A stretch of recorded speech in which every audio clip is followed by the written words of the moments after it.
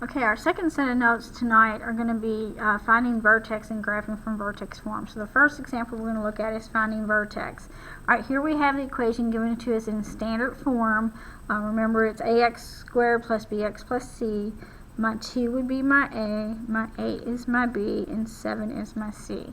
So when we have it in standard form, we want to find the x value of the vertex, and we do that by using negative b over 2a. Okay, so that will give me negative 8 over 2 times 2. I'm going to get this from the equation. And I wind up with negative 8 all over 4, which gives me negative 2. Okay, to find the y value of the vertex, we substitute in our x value into the equation. So the y value of the vertex is found by substituting. And I'm going to put this as substitute x. Okay, so I'm going to wind up with y equals 2 times negative 2 quantity squared plus 8 times negative 2 plus 7. And when we plug that into our equation, into our calculators, we get that y is equal to negative 1. So my vertex of this equation is going to be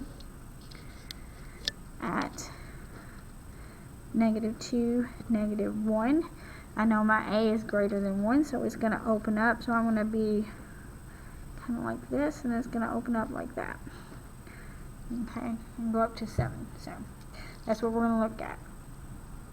Okay, our second example of finding vertex is from factored form. So I could go back and we could FOIL this out and get the standard form as we did in the first example, but I'm going to go ahead and do this in factored form. And I wanted to change this and make this a negative 6.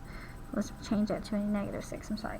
Alright, so again, first thing we need to do is we're going to find the average method here. Remember, we're going to know that we're looking for our where our x-intercepts in the middle in between them, because the axis of symmetry will always be right in the middle.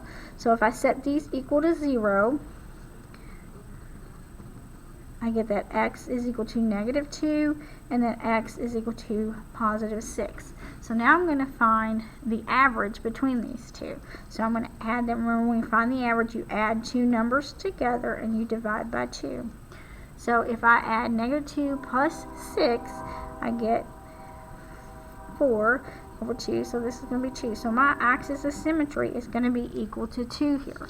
So if I were to sketch this out, I have an x-intercepts at 1, 2, 3, 4, 5, 6 at negative 2, and this is going to tell me at positive 2 is going to be my axis of symmetry.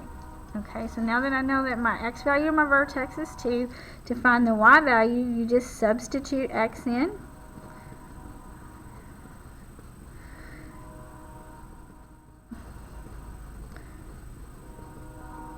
To get the y value. Okay, so I'm going to have y equals 2 plus 2 times 2 minus 6. So I get y equals 4 times negative 4. So my y value is going to be negative 16. So my vertex is going to be equal to positive 2, negative 16. And if we graph that, that would be like way down here. And then we would have our little graph. And it opens up. That is an example of finding vertex from factored form.